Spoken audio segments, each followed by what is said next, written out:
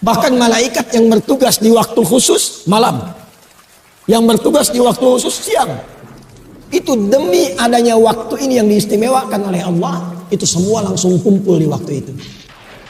Kapankah waktu itu? Nabi menyebutkan ada 2 waktunya.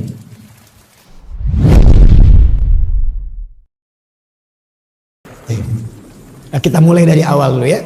Yang singkat, bagi 2, siang dan malam. Karena itu sering di Quran disebutkan siang dan malam. Quran surah ke-2 dulu Al-Baqarah di ayat 164. Paling kanan sebelah atas di mushaf. Itu pertama kali disebutkan pergantian siang dan malam di Quran. Inna fi khalqis samawati wal ardi wa ikhtilafil laili wan nahar wal fulki allati tajri fil bahri bima yanfa'un nas, dan seterusnya ayat. Al-lail wan nahar. Jadi kalau kita ingin beraktivitas dan ingin memanage waktu, bagi 2 dulu secara umum. Apa yang dikerjakan di siang, apa yang dikerjakan di malam. Nah, batas siang, batasnya itu dari subuh ke maghrib. Saya ulang ya. Dari mulai subuh ke maghrib. Jadi dibuka di subuh, berjalan di siang, masuk ke maghrib. Itu batasnya. Jelas? Baik. Jadi kalau subuh kita buat pembuka, mulainya masuk ke waktu siang dari duha ke zuhur sampai dengan ke maghrib. Antara zuhur dengan maghrib yang tengah-tengah apa? Saya ulang.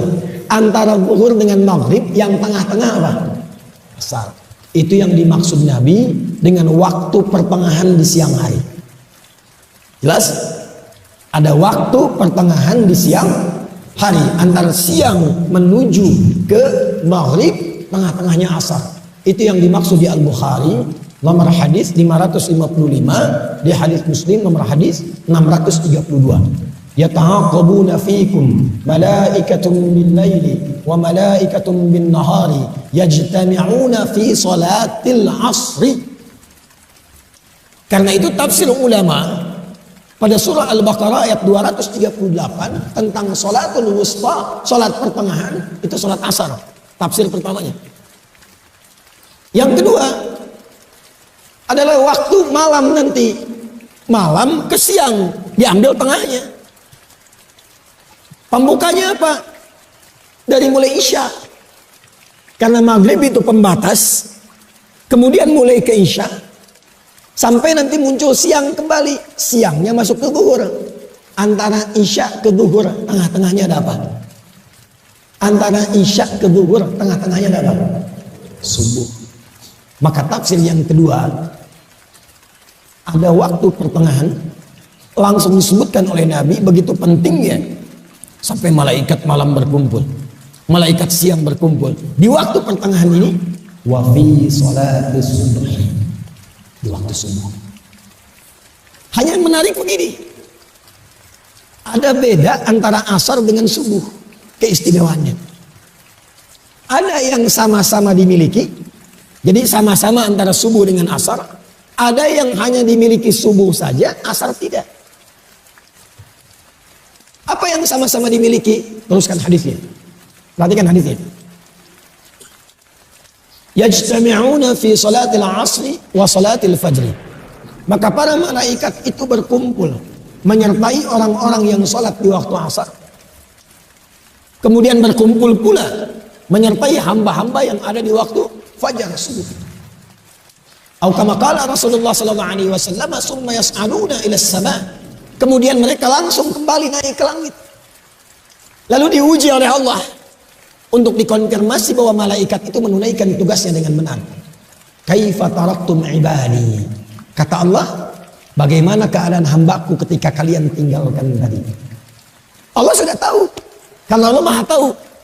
Hanya ingin menunjukkan kepada kita bahwa malaikat tidak pernah menyembunyikan apapun. La ya'sunallaha ma amarahum wa yaf'aluna ma yu'marun. Sekaligus mengonfirmasi apa yang Allah perintahkan ke malaikat keluar sama di lisan para malaikat. Apa kata para malaikat? Ya Rabbi, atau bima ma'na kama qala Rasulullah sallallahu alaihi wasallam, taraknahum wa hum yusallun. Kami tinggalkan hamba-hambamu itu. Kami sertai, kami tinggalkan. Tadi mereka telah menunaikan sholat. Dan ketika malaikat melaporkan itu secara live, waktu asar dan waktu subuh, hamba yang disertai itu sedang sholat, maka Allah kemudian, perhatikan ini yang paling penting, menegaskan pemberian rahmat dan ampunannya kepada hamba yang tengah menunaikan sholat yang dilaporkan oleh malaikat itu. Karena itu sholat subuh itu penting. Sholat asar itu penting.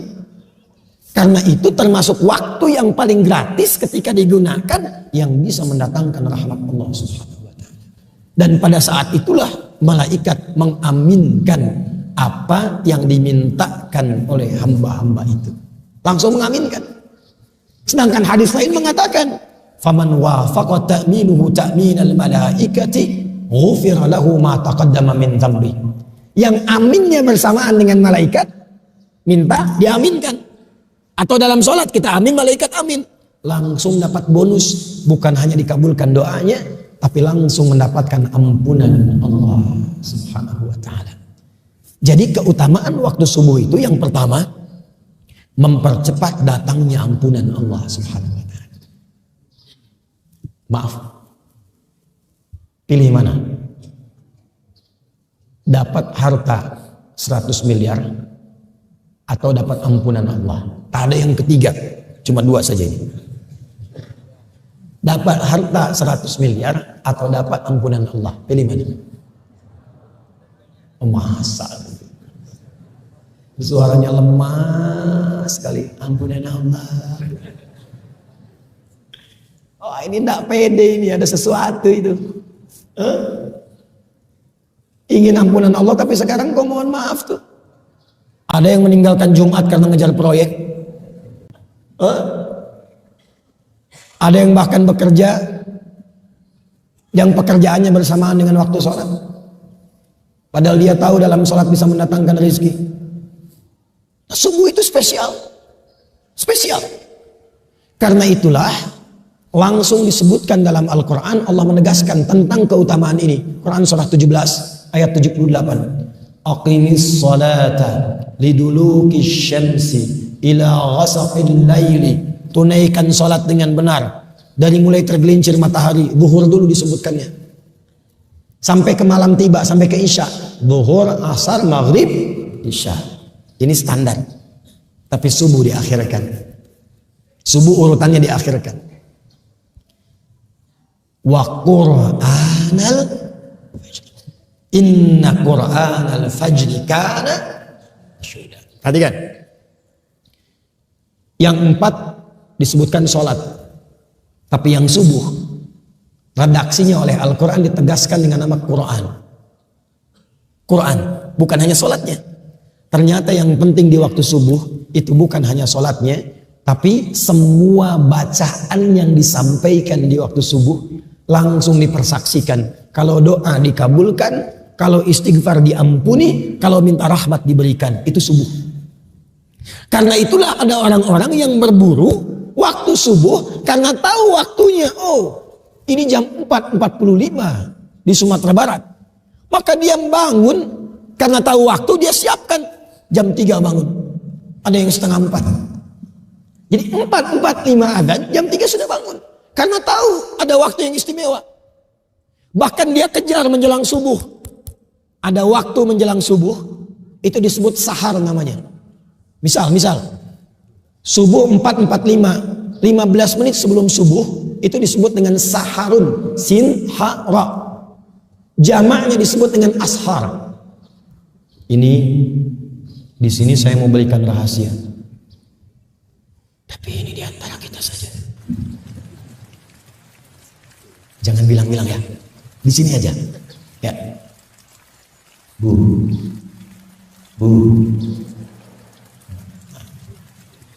Kalau kemarin di Tanah Datar saya bilang, Bu, yo, gitu.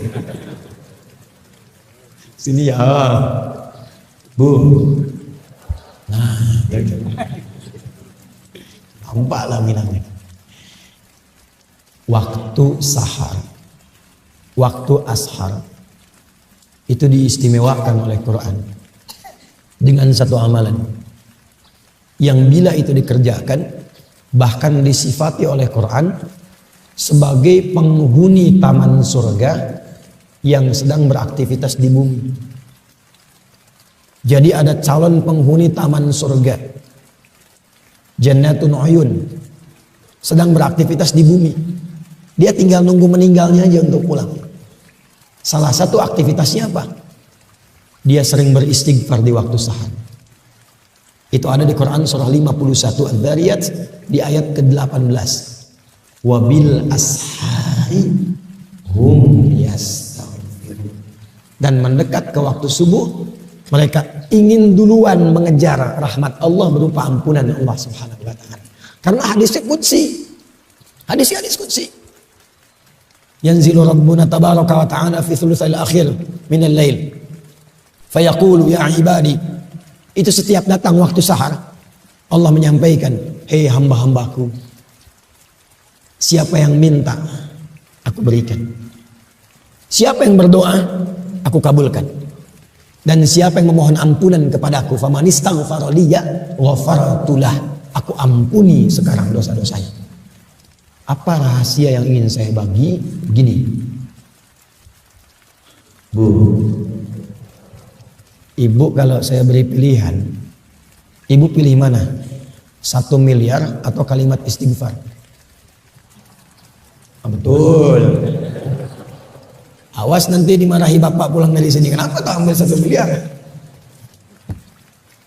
Kalau ada pilihan, termasuk dunia dan seisinya, pilih istighfar. Pilih istighfar.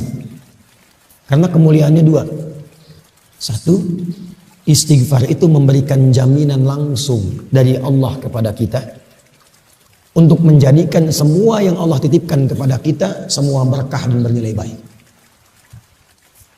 Yang kedua, istighfar itu cara paling cepat untuk mengabulkan doa. Semakin tinggi orang istighfar, terbiasa dengan istighfar, naik kendaraan, di kendaraan dia istighfar, latihan terus, dan terbiasa dengan itu. Itu ya Allah mustajab doanya. Kadang-kadang belum minta sudah diberi. Cepat sekali. Makanya istighfar itu mahal sekali. Dan para ulama sudah tahu ini. Makanya mereka sering diantara wiridnya itu istighfar. Dan zikir kita pertama ba'da sholat itu, Assalamualaikum warahmatullah, Assalamualaikum warahmatullah. Bukankah istighfar? Astagfirullah, astagfirullah, astagfirullah.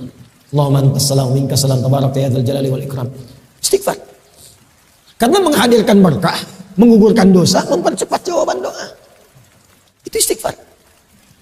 Karena itulah orang-orang mengejar waktu subuh itu, mempersiapkan sebelum subuh dengan istighfar. Itulah kemuliaan subuh.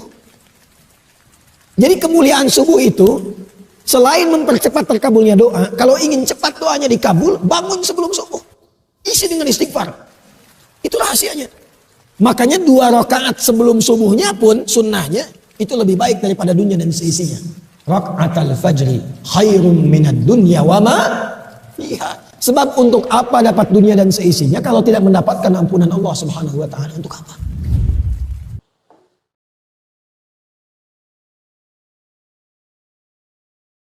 Jangan lupa like, comment, and subscribe.